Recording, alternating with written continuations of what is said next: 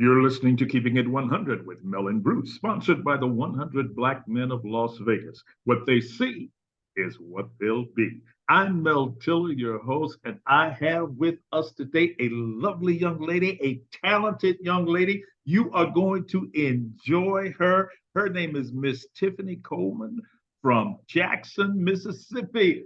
Tiffany, welcome to the show. Thank you. I'm glad to be here. It's a pleasure to be here. Thanks for having me. Oh, I'm thrilled to have you.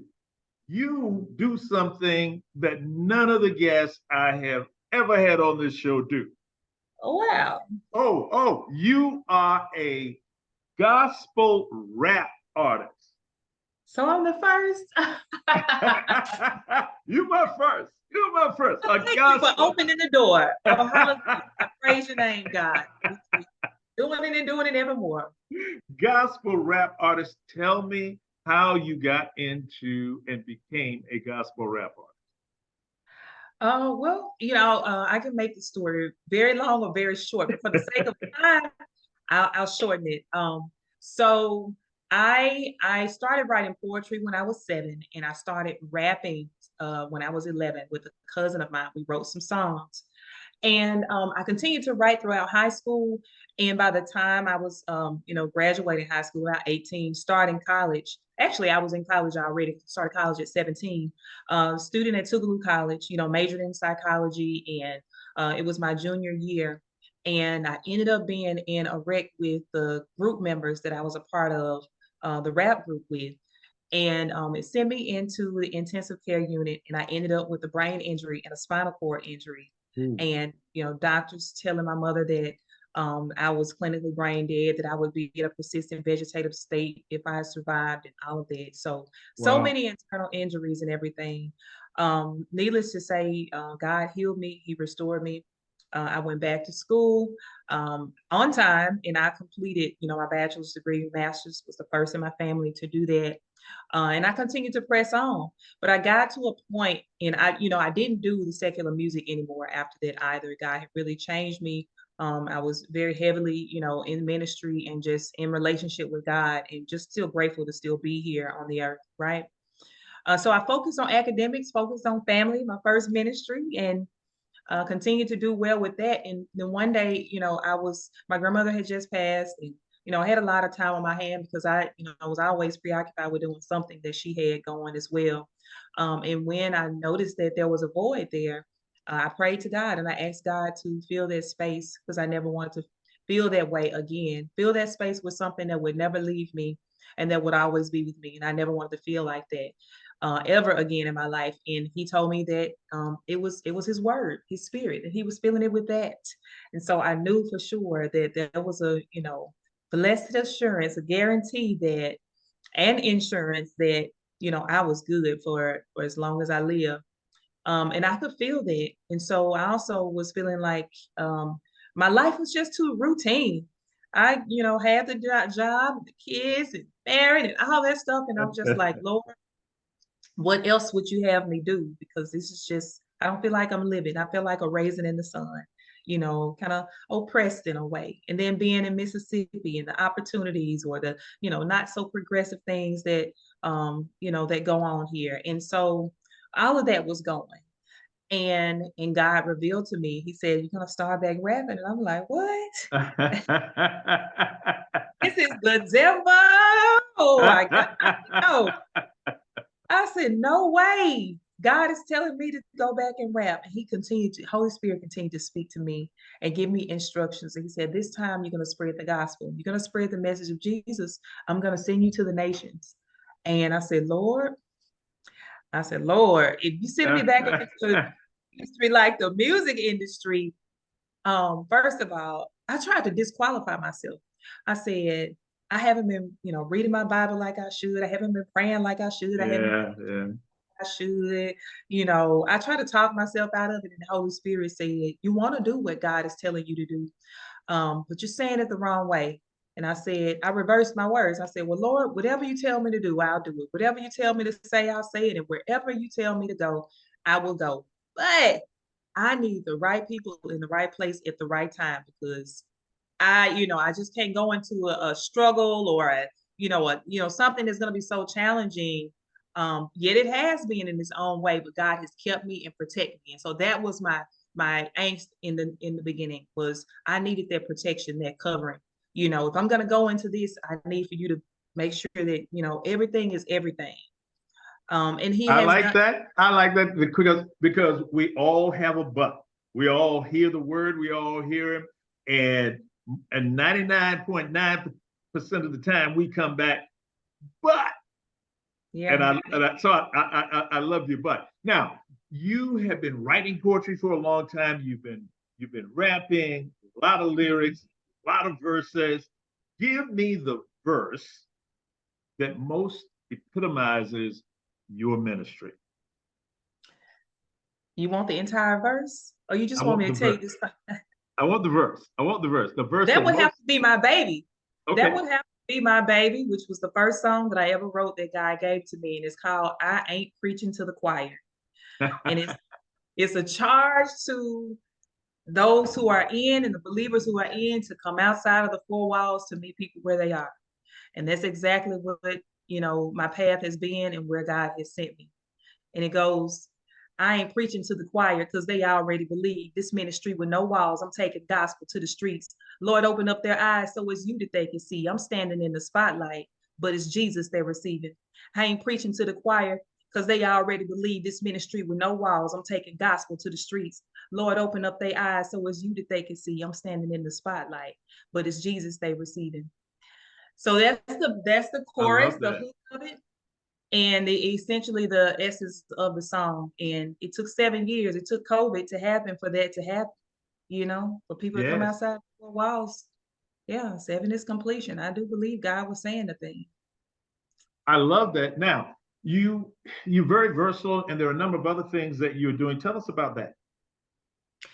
Yes, sir. So I am an author. I've written 2 children's books and 1 journal that I have published. Those are out, on Amazon. You can even get them on Walmart, Barnes and Noble. They're in those places as well. Um, and of course, my author name is Tiffany Coleman McGee. So you can find it there. I am also a model. I model here and there. I'm an So tell actress. us about before we go to the modeling. Tell us Mhm. tell us tell us the subject area. Talk about the books a little bit, and give us the title of the books.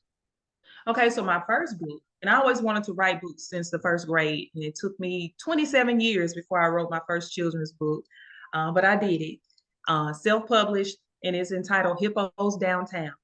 And it's about 2 brothers and 1 sister, Hippo, their characters, who leave the Jackson Zoo and they take a tour of downtown Jackson. So in it, you will see monuments, you'll see historical figures, you'll see, real street names that are around and about, buildings in downtown Jackson. And so my purpose behind it was, we had a mayor, the late Mayor Chokwe Lumumba, and he had this vision and this plan for the city, right? Because things were declining. And he was Yes. all about, economic empowerment. And I thought, what can I do to help, with the city zoo? Because it was rapidly declining. We didn't have many animals left. They didn't have the necessary money to do the upkeep and everything. And so I thought, well, maybe I could write a book. I've always wanted to write one, write it for children, and go and promote these attractions in these places downtown, promote the zoo, and donate a portion of these funds to the Jackson Zoo to help out with whatever they need for the animals. And that is exactly what I did. So I wrote it, I published it, then I approached the zoo, partnered with them. And every time they had an event, I would come in and I would sell the books and I would donate a portion of the proceeds back to them. So that's the heart behind it. And I also wanted, see, when I was in school, our administrators were big on sending us out to the attractions, and we had many field trips. I noticed that when my own children had been in school, many times we didn't get those field trip permission slips for them to go to some of the same places that we were going to. Yes. Right. And I had an issue with that. And so I thought, well, I could put it down in the form of a book, take it into the schools, read to the children, promote literacy, and they get a chance to see these places, spark these conversations back up with this generation of teachers so that they will take these children out and go to these places. That way, it's impacting the economy because now we have more patrons and traffic coming through to the attractions, right? Yes. Children are becoming more literate and they get a chance to meet an author who looks like them, who's from where they're from, and be inspired at the same time.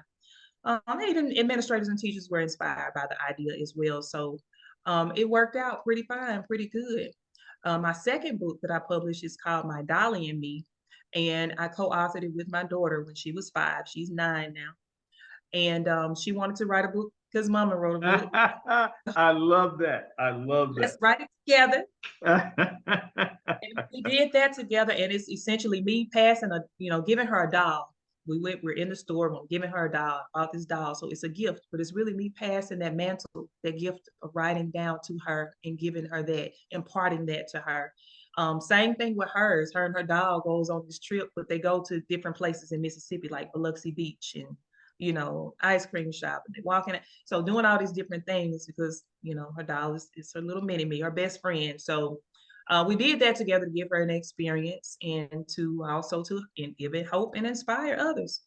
And the I love last, that. I love that. Listen, our tagline with 100 Black Men of America and 100 Black Men of Las Vegas, of course, is what they see is what they'll be. So I I love it. love the story about my daughter saw me write a book. So my Yeah. daughter wanted to write a book. A quick, just a very quick story here. I at one point I was doing a great deal of public speaking, and my daughter was in school, and they needed a kid to get on the microphone and read the announcements. My baby said, "Oh, my dad is a professional speaker. I'll do it." I know that's right. That's it. Hey, if my daddy can do it, I can do it. Oh no, no, this is my gig. All right, this is my gig. Great. I love the parenting. I love the meaning of all of that because our children will do what they see us do, not necessarily what we say, but they will do what they see us do. Now, give us some information about your modeling. Okay, so I started my first modeling gig when I was in Atlanta, Georgia, back in 2016. Right after I filmed the video for I Ain't Preaching to the Choir, makeup artist thought I had some nice features. She was having a shoot that weekend. She offered for me to come on. Hey, MC Nice, she offered for me and Ken. She offered for me to come on to the campaign and do the shoot with her. And so she really stirred the gifts because I was like, well, not only, am I doing music, I can also model on the side and, and continue to perfect my brand and learn more about modeling. Well, when I got back home to Jackson, I started shooting with various photographers and for different boutiques. I would be a featured model and they would feature me in, if they had a magazine outlet or something like that and they want to highlight social media, then they were pushing that image out there. Along the way, one of the photographers suggested or asked if I had ever been interested in acting. And I told him yes. I always thought when I would have to move to Los Angeles, to make my acting career flourish, for my acting career to flourish. And so he was like, no, no, no, I'm gonna send you some instructions. Let's see what happens. And they're doing Hollywood is all over now. It's not just in LA. And so he did, and I followed the instructions. And the very next day, I was on the road. I was working, and I got a call from a casting agency in New Orleans about Queen Sugar to be there, and be on set. And so I was there the next day. They called me back the next week. I went again. At the same time, I was pushing my video out to social media that I had just, recorded and released. And I got a call from one of the staff members, one of the recruiters from the Dr. Bobby Jones show. And they had never had a female gospel rapper on the show before. And they asked if I would be interested in being the first and come up to Nashville. And I said yes. And so that was happening. Same time, this casting agency from Chicago reached out to me about Empire and, and wanted to know, if I would be able to come, and film. And so I did. And I was on 2 episodes of Empire and a couple of movies, a couple of other TV series. And right now, we're still working on an independent film called Shield by His Grace, written by Tamika Shields here in Jackson, Mississippi. And I'm looking forward to that coming out. I have the lead role for that. And it's just amazing how God has made these connections, right? That is fantastic. Model, actress, rapper, author. I mean, you just doing it all. What would you say as a last word? What would you say to some young woman, some young girl who's listening to this show and they have their dreams, they've got some desires, they see themselves doing big things? What would you say to them? I would say, oh, why is it echoing like that? I would say always have a plan and stay true to you and to that vision that you have. Pray and put God first, and try to stay in alignment with God at all times with whatever you do. And you can't go wrong. I can't tell you exactly how it's going to go. And yes, good things will happen, bad things will happen, but you got to know it's going to all work for your good. And when you trust Him and cast all your cares to Him, there's nothing that you have to doubt. There's nothing that you have to be in disbelief about, just knowing that God is going to do what He said that He would and what He showed you. So hey, you stay in tandem with God, you're good. Oh, Stay in I alignment. love it. Ladies and gentlemen, you heard it here on Keeping It 100 with Mel and Bruce, Miss Tiffany Coleman. And that's Keeping It 100.